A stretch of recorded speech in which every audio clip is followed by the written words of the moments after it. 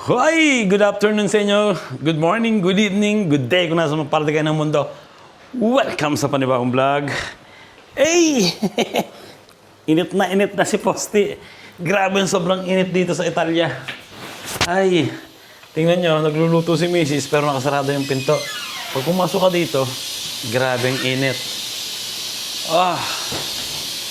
Parang parang may sunog sa labas eh. Kaya ang ginagawa namin, sinasarado namin lahat ng mga bintana para yung lamig ng bahay ay tumigil dito sa loob ng bahay. Pero dito sa kusina, siyempre nagluluto, kailangan buksan, di ba? Yan o, dami ng langaw. Na nakakabwisit pag nakatira ka dito sa first floor sa condominium. Kasi mababa, madaling lipa rin ang langaw na makakaakyat kagad ng langaw dito. So, nagluluto si Miss ng pambukas kasi nga pag Huwebes si Mrs. Late na lumalabas. Kaya nagluluto na siya na parang bukas. So, luto na rin naman yun para ngayon. Yan niluto ni Mrs. Itlog na may patatas, parsley, olive oil, and asin. Okay na okay yan. Mabigat na sa tiyan yan. And, eto syempre, hindi ko alam kung anong isda to. Makarel yata itong isda na to. Na may kamatis, parsley pa rin. So, ayun, nag-ano na rin siya ng para sa bukas. Ayan tanghalian yan, hapunan, hindi ko alam. Ayun yung ginagawa dito pag mainit. Magagawa sila ng kanin o pasta na nilalagay sa rep. Kumbaga, yun ang tinatawag nila na doon nga tayo, medyo maingay. Na pasta fresca. Bale, yun yung nilalagay sa rep na luto na. So, hindi mainit pag kinain mo, di ba? Mas masarap siya pag malamig. Di ba po, Diyan mo na. Dali na kita sa labas. Wala na yung mga bata dito. Laging wala dito yung dalawang bata. Si Basti, lagi nagbabasketball. Si Kuya, siyempre, may trabaho. So, kami dalawa lang palagi ni Mrs. dito. Ganoon naman talaga pag mga nagiging teenager na yung mga bata, di ba? Laging mga may mga ginagawa, nagpa-basketball. So, okay lang naman yun. At least matuto sila ng basketball lalo, di ba? So, bibihis lang ako at dadalhin ko si Posti sa labas. And di na muna kami siguro tatakbo ngayon. Tumakbo naman din kami kahapon. So, yun, hindi ko na minsan yung binablog yung pagtakbo namin. Basta makikita nyo na lang. Sobrang payat na namin. Pero hindi, mataba pa rin kami. Ganun pa rin yung katawan namin. Pero magaan naman, di ba? Magaan yung katawan namin. Masarap kumilos kasi pag nakapag-exercise ka, masarap kumilos. Mas magaan yung katawan mo. Tingnan nyo naman si Posti, Nasa loob lang siya ng bahay. Pero hingal na hingal ka na, Sa sobrang init. Nilabas ko rin yung aking Etong relo ko. Ito yung kauna-una kong relo na binili dito na medyo pricey. Yan inulugan ko pa yan. Nakita ko kasi lowbat na. Kaya nilagay ko sa araw kasi yung gilid niya kasi solar. So, kailangan mong ilagay sa arawan para mag-charge. Nakita ko kasi patay na. Kaya, ayun, tingnan nyo naman ngayon, na-charge ko na. Buhay na ulit, di ba? At may papakita pala ako sa inyo. Bigay ng amo ni Mrs. Mga pantaglamig. Ayan Gillette. O Gillet, ang tawag. Hindi ko alam kung anong tawag sa atin sa Pilipinas pag ganito. Yan may tatak yan. Gap. Susuot ko to siguro to. Pag maglalabas ng aso. Pag maglalakad sa labas ng pag season to ng hindi pa masyadong sobrang lamig. Dito nga tayo pumesto. Hindi masyadong makita. Ayan. Ayan may init to pag winter. Sinusuot to pag hindi masyadong kalamigan. Saktong-sakto lang to. Tapos may isa pa. Tatago ko siguro to. Tapos yung mga luma ko, tatapon ko na. Para at least may kapalit. Ito, sabi ni Mrs. bago pa daw to. Sabi ng amo niya. At mukhang bet ko to. Mukhang bet ko itong isa na to. Yan sarap ang init. Mainit na dito. Mainit pa rin yung suot ko. Ayan, sakto lang yan sa akin, di ba? Pag kasi ganitong mga jacket, gusto ko small lang. Kasi gusto ko yung sakto lang sa ganito, sa kamay.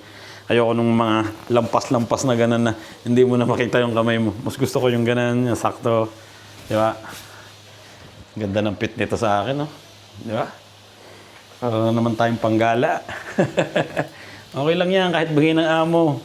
Di ba? Hindi mo naman ninakaw yan eh. At saka makakatipid ka pa, no? Hindi ka nabibili ng jacket, na mahal-mahal ng jacket dito pag mga pang-winter. Tapos ganito may tatak. Mahal. Eh ngayon, binibigay lang ng amo. Barin ko na. Ang init.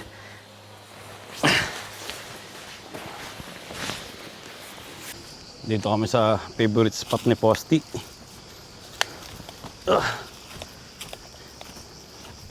Sa munting gubat sa malapit sa bahay namin. Diyan siya nagpupupo at saka umiihi.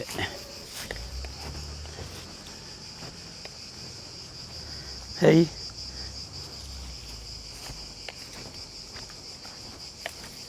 Ang daming pigs, oh. Ang ingay ng mga insekto dito eh. Palibasa sobrang init.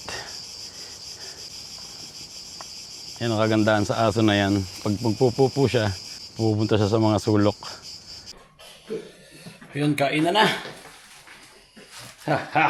Binigay na bracelet si Marika sa kalagan. Sarap ng kainan. Thank you, Lord. Ayun. Pupunta muna kami ni Mrs. sa Umbrellas. Isang sikat na event dito tuwing magsa-summer. So, papalamig muna doon. At malamig-lamig sa pwesto na yan. Mataas. Mahangin.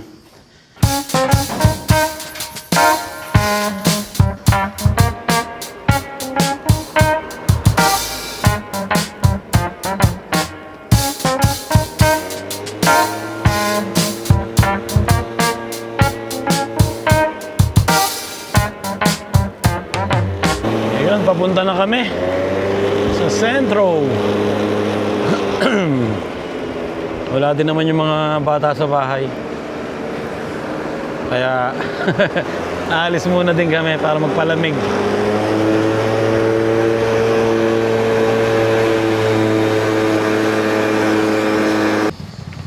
Dito na kami. Grabe. Daming tao, sarado yung mga kalsada.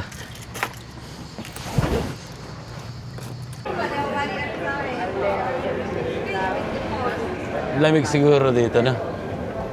Ha, Chi? Lamig siguro dito. Ha?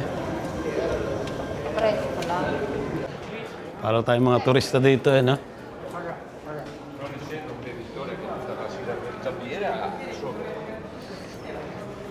Dito, baka hindi tayo mapapasok.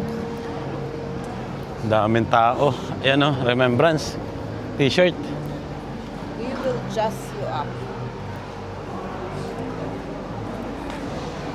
Restaurant. May tumutugtog na dito. Lakas ng hangin dito. Presko.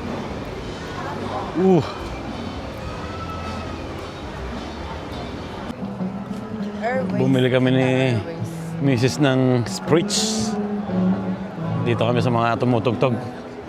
Sa street performer.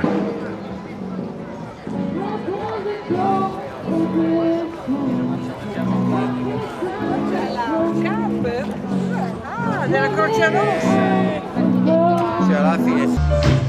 I don't want your Dixie. You can have that Dixie. There's nothing down in Dixie make me feel like heaven up in Harlem. Harlem has those southern skies. There in my baby's smile. My baby's eyes. Someday you can have to drop me Up in Harlem. away on a plane one day. You can have to drop me Up in Harlem. Lakad-lakad kami dito. Hindi pa nag-i-start yung ano eh. Tumutugtog siguro mamaya pang mga alas 10, baka nakakain pa yon. Sale na pati, 50%. Yan no, daming tao. Bukas. Siya. Diba bukas sila guys pag may umbrellas? Aha. Grabe, daming tao dito.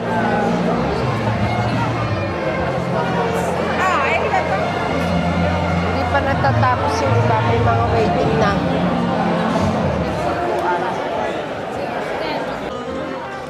Dito kami ngayon. Terrace.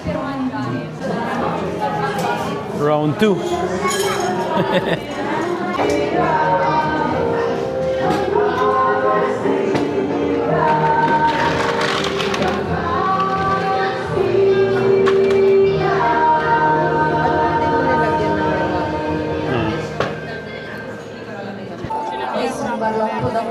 Dami in order ni Mrs. Oh. Ang problema, ang daming tao, walang pwesto. Maghintay na lang kami ng ano. Yun, Chi! Chi! Chi! Yun, sakto may pwesto.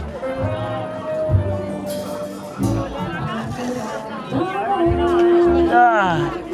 Wow. Ayan! Basta tayo. Nakatingin sa atin yung matanda. Unahan natin.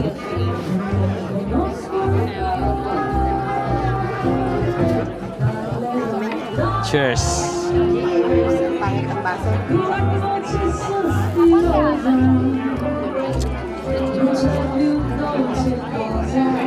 Tanong lang po siya. Yung bili namin dito, 12 euros. 12 doon na.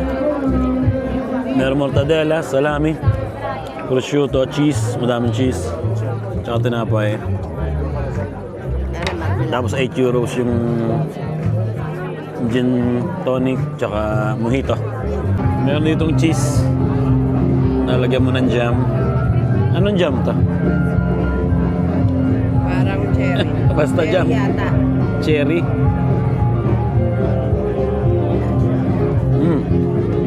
Wow.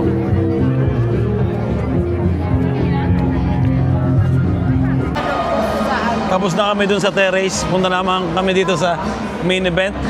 Ganda oh. Na, Apuan. kasi tayong dalawa dyan na. Doon ah. Dito yung part-time namin sa taas.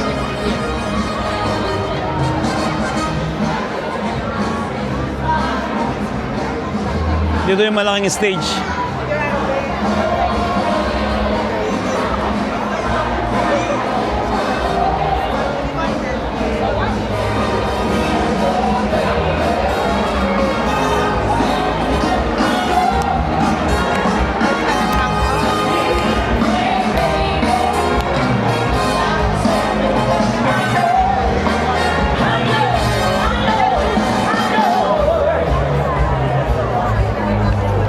Wow!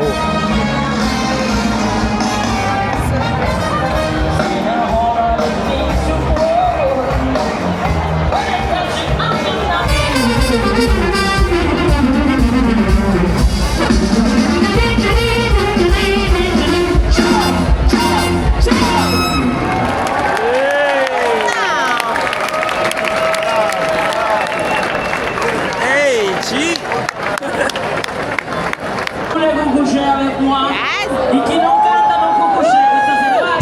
Ciao Blocchi! Vai, vai! Vai!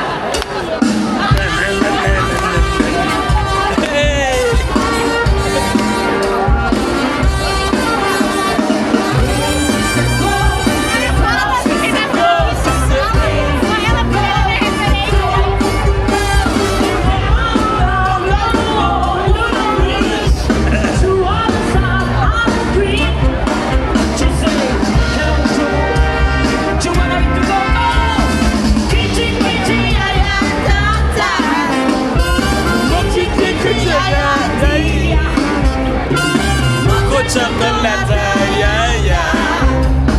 Green baby love. Vai tutti! C'est toi! Voulez-vous coucher avec moi?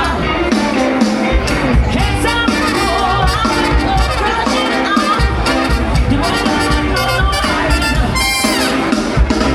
On commence à s'écouter, le sang